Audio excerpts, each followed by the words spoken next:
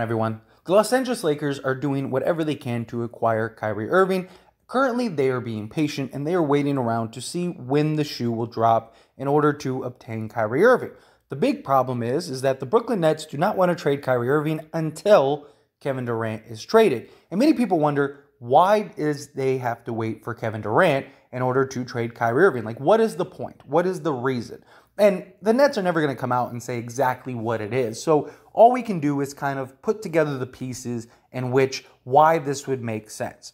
And first off, like when it comes to Kevin Durant, if he ends up staying, is it possible that the Brooklyn Nets decide to keep Kyrie Irving? Is it possible that they decide, let's run it with them and see how it goes? Because when it comes to the Kevin Durant trade, it is getting more and more likely that Kevin Durant is going to stay with the Brooklyn Nets. Now, that doesn't mean that Kevin Durant's going to be there, and there are a lot of questions with that, right? Like, will he play? Personally, I think he will. Personally, I think Kevin Durant, he's not the guy that's going to sit out. But even if he does play, what type of Kevin Durant are we going to get? I mean, we've gotten a Kevin Durant that only played 90 games the last 3 years. So, he's going to miss probably a bunch of games next season anyway. And is Brooklyn going to get a Kevin Durant that's fully bought in? Which I don't think he will. And so that brings up, is Kevin Durant going to be willing to kill himself in order to reach your team to a finals or win a playoff series or whatever? Is he going to give 100% effort in order to, be that guy that can just completely take over a game, exert all his energy to the point of exhaustion and be a toe on the line away from sending home the Milwaukee Bucks? Are we going to get that Kevin Durant? Because I don't think you will. And then if you don't get a fully bought in Kevin Durant, you're not getting a fully bought in Kyrie Irving, and you're probably not going to get a fully bought in Ben Simmons. So this could be an absolute disaster for the Brooklyn Nets if they end up having to keep Kevin Durant. And that's why they're holding out hope that Kevin Durant maybe will decide to rescind his trade request, and then, he'll buy in 100%. I just don't see that happening. And it's going to get to the point where Brooklyn has no choice but to trade Kevin Durant. Now, when it comes to Kyrie Irving, the Lakers are the only team that wants Kyrie. And Kyrie wants to go to the Lakers, right? That's what all the reports, that's what all the information that's out there, it's what it all says, right? The problem is that the Nets know what the Lakers deal looks like. I'm not saying that there's any definitive, like, this is what it's going to be, but the Nets know Lakers are the only team, and the best possible package could be this. The Lakers want to give us this, and that's not going anywhere. So if you're the Nets, you have no rush, no desire to trade Kyrie Irving yet, because that trade isn't going anywhere. The Lakers aren't going to make any moves until they know Kyrie Irving one way or another. Whether they know, okay, we're not going to be able to get him this year, or we can get him this year. One way or another, they're not going to do the Indiana Pacers trade or anything like that until Kyrie is definitively gone. And so the Nets know that we can wait, we can ride this out. Let's see what's going to happen with Kevin Durant. Maybe Kevin Durant and Kyrie will talk and say, let's ride it out another year. Problem is that the Nets, they can't hold on to Kyrie Irving and run that risk. I mean, they can, but if Kyrie doesn't buy in, and let's say he sits out the season, let's say he even plays, right? And they don't win a championship. They basically got 1 year to win a championship, and that's it. Because if Kyrie Irving leaves, the Nets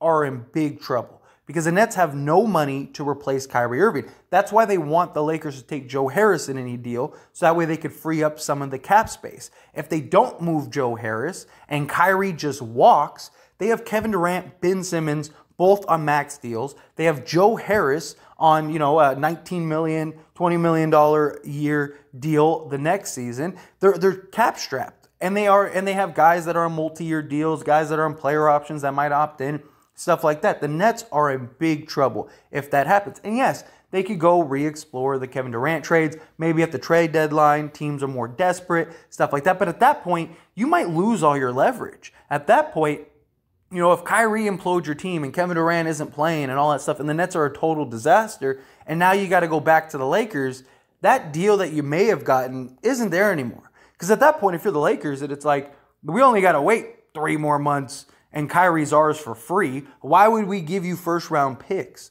Kyrie's not playing for you, so at least he's being healthy. At least he's getting, he's getting some rest, and he hopefully will come back next season and be good. Like, it could be disastrous. But the other reason Kevin Durant being traded is probably the first foot to drop, right?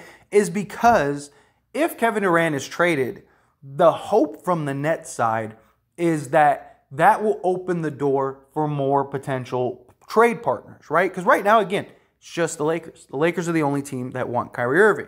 But if Kevin Durant goes to, say, the Boston Celtics, does a team like Miami say, okay, we could really use Kyrie Irving? Yeah, he doesn't fit our system. Yeah, he's not a guy that we really want. We might lose him, but we got to compete with this Boston Celtics team that has Kevin Durant. And so maybe Miami makes a package of like Tyler Hero and some pieces in a trade. Maybe something like that. Maybe they're willing to take on Joe Harris, something like that. And now the Nets got just, even if it's just one more trade partner to add pressure to the Lakers, to get the Lakers to give up more, is a real possibility. Because again, the Lakers aren't going anywhere. And the Nets know that the Lakers aren't going anywhere. The Nets know that LeBron James wants Kyrie Irving. The Lakers want Kyrie Irving, and they're going to do what it takes to get Kyrie Irving. So if you hold out and you wait and you let things develop, then the Nets could potentially have other suitors. Now, I don't personally think that's going to happen. I really just think that teams aren't going to want to risk it. Like, what teams are going to give up great draft capital? Now, like I said, Miami, would they give up Tyler Hero and, you know, maybe a first? Possibly. I mean, I could see Pat Riley going all in. You know, he's a guy that believes in star power, stuff like that. Kyrie's not his guy, though. You know, and Kyrie's not a guy that really fits Miami's standard and Miami's, you know, like what they like to do. Not just that, but I don't see Jimmy Butler and Kyrie Irving getting along at all. And it could just be a disaster for Miami. And the question is, does Miami want to do that? But the hope, again, is that, okay, maybe another team will come out of the woodworks. I just don't think it's going to happen.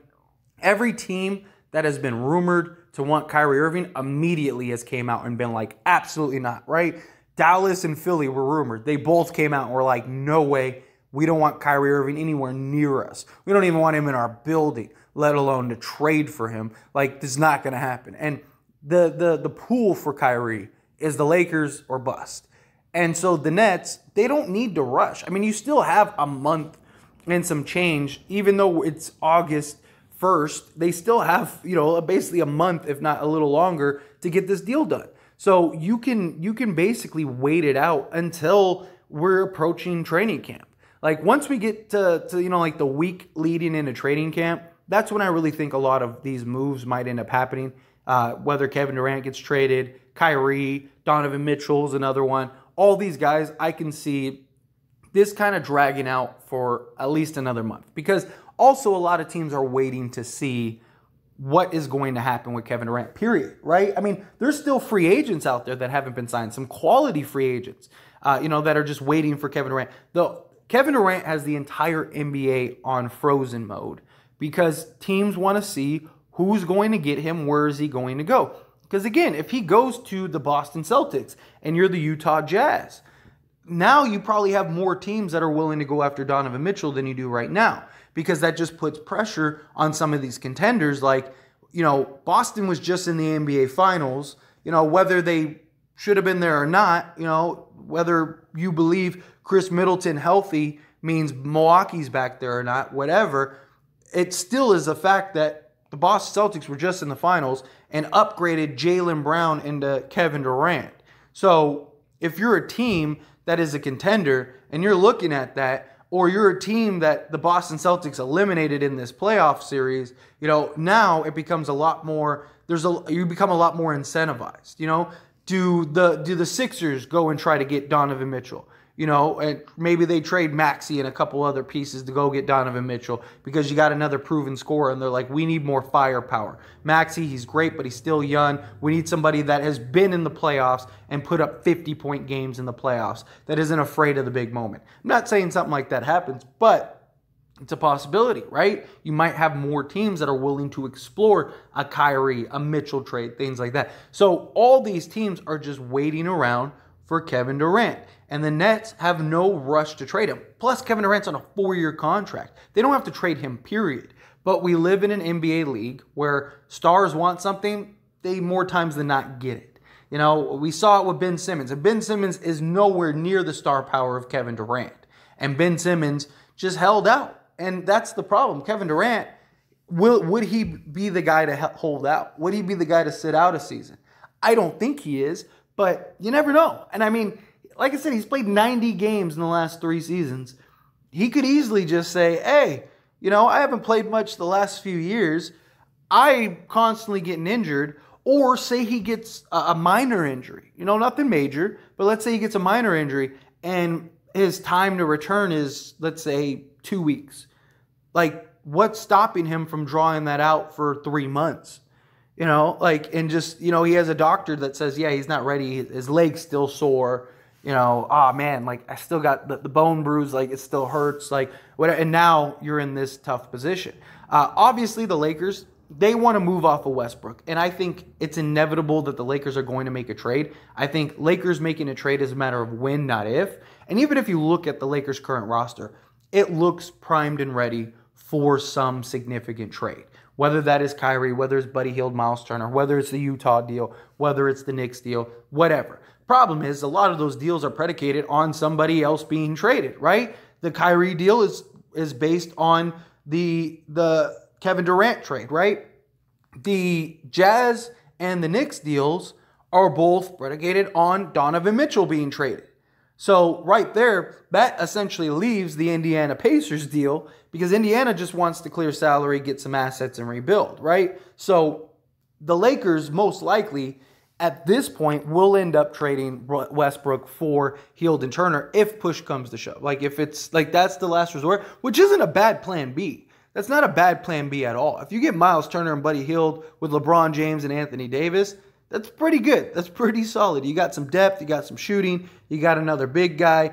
You know, it's a younger 2022 team that won the finals. It's younger, more athletic, and arguably more skilled overall. And so I think that they're still in a great position. But anyway, as always, this is a discussion, so I want to pass the question on to you. Let me know your thoughts and opinions down in the comment section below. What do you think? Do you think that, yes, that makes a lot of sense? You know, they're waiting for Kevin Durant because whatever happens could dictate the Kyrie trade one way or another. Maybe you get more partners, whatever. Like I said, the Lakers trade isn't going anywhere. The Nets know what the Lakers can trade, what they have, what they could get, what the Lakers want to give, and that's not going to change. It's not going anywhere. The Lakers aren't going to wake up tomorrow and be like, oh, you know what? We decided we're not going to keep Kyrie Irving. Because the Lakers want Kyrie, LeBron wants Kyrie, and Kyrie is the best trade. If you can pull off a Kyrie Irving trade, that's the best trade. But anyway, again, however you feel about it, I'd love to hear your thoughts and opinions down in the comments.